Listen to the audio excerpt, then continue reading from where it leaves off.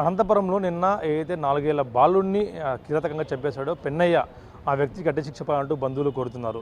అత్యంత కీలకంగా చెప్పిన ఇలాంటి వ్యక్తులు సమాజంలో ఉండేందుకు అర్హులు కారు అంటూ కూడా బంధువులు డిమాండ్ చేస్తున్నారు. బస్ మనతో మాట్లాడేందుకు కొంత బంధువులు అయితే పిల్లవాడి మామ మనతో ఉన్నారు. ఎందుకంటే తల్లిదండ్రులు మాట్లాడేందుకు వాళ్ళు పూర్తిగా కూడా నిస్సహాయంగా ఉన్నారు.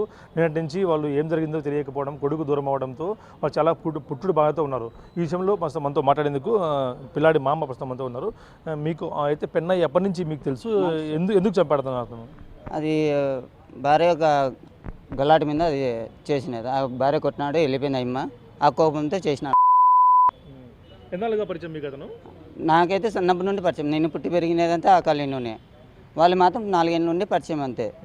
అట్లా పిల్లోడిని ఆటోకి ఎక్కించుకొని తిరుక్కుంటా మా అల్లుడు అనేది తిప్పుకుంటా లాస్ట్కు నా కొడుకు ఏం చేసినా కోపంతో సైకిల్ పిల్లోడు కూడా మామ మామని పిలుస్తుండేవాడు. అతను కూడా మామని ఆటోలో పోతున్నాడు, ఆటోలో వస్తున్నాడు.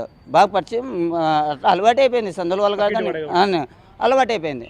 నేను మామాని పిలుస్తున్నాను, వాళ్ళు మామని పిలుస్తాను పిల్లలు కాబట్టి అట్లా పరిచయం అయ్యి ఇంకా అట్లా అయింది. నా కొడుకు మీకు ఇట్లా చేస్తాడని ఎవరికి తెలుసు? సైకిల్ ఒకటి ఫస్ట్ భార్యనే చంపేసినాడు వాడు. రెండో భార్య ఆమెకి ఏం తెలియదు, పాపం ఏం చేయలేదు. వదిలిపెట్టి వెళ్ళిపోయి ఉంటేనే అదే కోపంతోనే చంపేసిన. వీళ్ళ బాగాలేదు పాపకి. హాస్పిటల్ వచ్చినాక ఏదో ఆకలి అవుతానని పోయినారు బస్ స్టాండ్కి. తెచ్చుకున్నాక చూసే పిల్లోడాడా లేడు. ఎత్తుకొని పోయి చంపేసి ఉంకులకు వేసినాడు. సాకుల తొట్ల పక్కన ఉంకులు. అది చూసా అంటే మూటి తిప్పుతా అంటే ఊరు తెలుసా? అది తెలుసా బాధ? మాకు తెలుసు, అది మాకు తెలుసు. మేము ఎత్తి పెంచుకున్నా నా కొడుకు, నేను పెంచినా కూడా అట్లా నా కొడుకు నేను కూడా ఎందుకు దొరకాలని మేము ఉన్నాము. అటువంటి వ్యక్తికి మీరు ఏం శిక్ష చేయాలనుకుంటున్నారు? ఎందుకంటే పోలీసులు 10 నిమిషాలు వదలండి సార్. అట్లాంటి వాడిని 10 నిమిషాలు వదలమను, రెడీగా ఉన్నాం అంతా. మేము కూడా మగ పిల్లలు ఏమవసరం, ఆడవాళ్ళే చంపేస్తారు. పీసులు తుక్కడాలు నరకు చంపుతారు నా కొడుకుని. వాడు అట్లా నా కొడుకు ఎన్నో మంది వాడి మీద గంజా కేసు అన్నీ ఉన్నాయి సార్, మర్డర్ కేసులు అన్నీ ఉన్నాయి. అయినా కూడా మాకు అట్లా వాడు అన్న కూడా తెలియదు. అయినా కూడా కాలనీలో బాగా మర్చిపోయారు. తాగినప్పుడు పోయి భార్యను కొట్టడం, అది చేయడం, ఇది చేయడం. ఏం చెప్పలేదు సార్. మేము కూడా మా బాధ మాకు తెలుసా అండి. పోలీసులు వెంటనే రెస్పాండ్ అయ్యారు. సిఎస్ఆర్ ఇప్పుడు పైన పోయినారు కదా, సిఎస్ఆర్ రెస్పాండ్ అయినారు. ఫస్ట్ ఎస్ఐ సార్ వచ్చిన తర్వాత సిఎస్ఆర్ వెంటనే ప్రతి ఒక్కసారికి గాలింపు చేసినాం. అది లాస్ట్లో అప్పుడు వంక పడుతుంది. వర్షాలు శుక్రవారం వర్షాలు పడినాయి. ఆ పడినప్పటికీ వంక పడుతుంటే ఆడ శనివారం నైట్ పాలేదు బాబు నుండి చేసేసినాడు.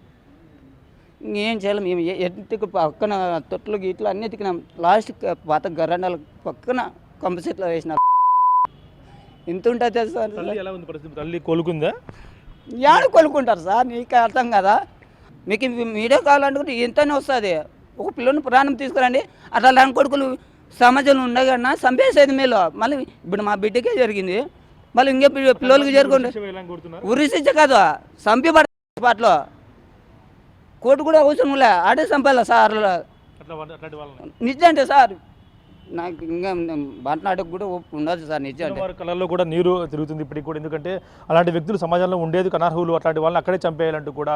ఎందుకంటే 4 ఏళ్ల పిల్లాన్ని అభాషమైన పిల్లాన్ని అక్కడ చంపేసి వంకలో పడేసేందుకు ఎలాంటి మనసు ఒప్పిందంటూ కూడా వాళ్ళు అడుగుతున్న పరిస్థితి ఉంది. అట్లాంటి వ్యక్తులు మాకు అప్పగిస్తే మా ఇంట్లో మహిళలే అతన్ని నరికి చంపుతారంటూ కూడా వాళ్ళు తమ ఆవేశంగా చెప్తున్న పరిస్థితి ఉంది. Video Prasad big TV Anantapur నుంచి.